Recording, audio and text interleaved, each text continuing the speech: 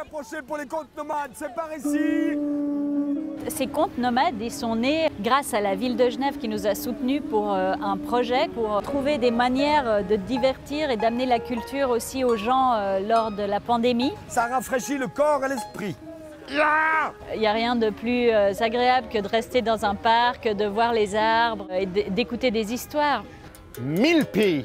Didon, Dina, dit-on, de Dido du dindon. En fait, les contes, c'est pas fait pour endormir les enfants comme on croit. C'est plutôt pour réveiller les adultes. Et puis des fois, on est réceptif et des fois un peu moins.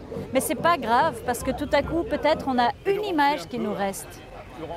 Une image qui nous porte, qu'on peut garder en soi et qui nous rend plus forts. Le petit nuage blanc de... Qui nous ouvre une porte de poésie. Ce qui est incroyable dans l'oralité, c'est qu'on doit être au présent avec ce qui se passe.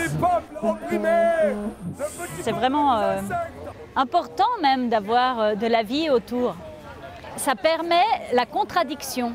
Une manif ou des contes? En programmant ces contes nomades, on a vraiment voulu aussi avoir plusieurs paroles. Juste suffisamment?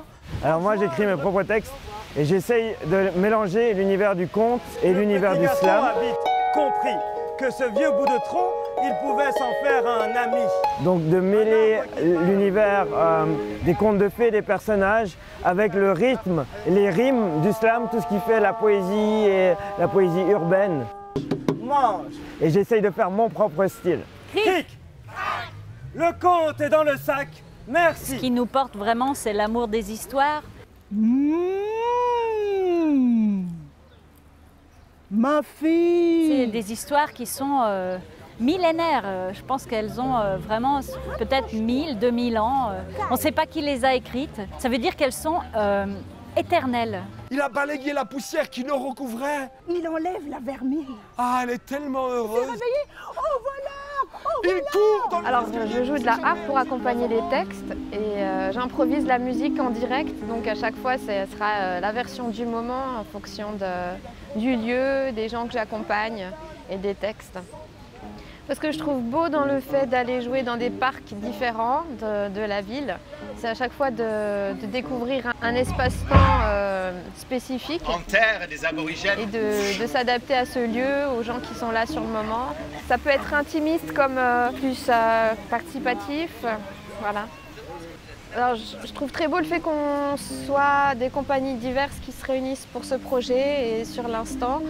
Et moi, ça m'apprend le fait de redécouvrir la magie des moments liés au lieu, aux personnes que j'accompagne, aux personnes qui sont dans le public. Le bâton se met à tourner comme un fou.